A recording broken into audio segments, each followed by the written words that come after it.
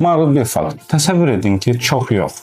2000 il bundan əvvəlki Roma. Orta statistik bir Romalı səhər 6 mərtəbəli binasında oyanır, isti duş qəbul edir və işə tıxaclar içərisində gedir. Yolda hansı yeməklər yeyir, hər bir fast food yox, yalnız yerli mətbəx. İş gününə adətən olduğu kimi çox vaxt günortadan əvvəl başa vurur.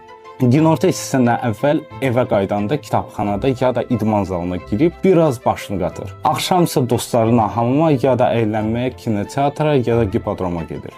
Üstəlik o dövrdə artıq satış avtomatları, avtomatik qapılar və robota bənzər mexanizmlər qurulur. Logistika ideal səviyyədə təşkil olunmuş. Məsələn, pik saatlarında yük arabaları şəhərə girməsi qadağan edilir. Pik saatları bitəndən sonra daşınmalar yenidən davam edir. Peşələrin müxtəlifliyi də inanılmaz idi. Dənizçilərdən kanalizasiya işçilərinə qədər, taksi sürənlər, müəllimlərə qədər hər şey var idi. Və unutmayın ki, bu 2000 il bundan əvvəl baş verib.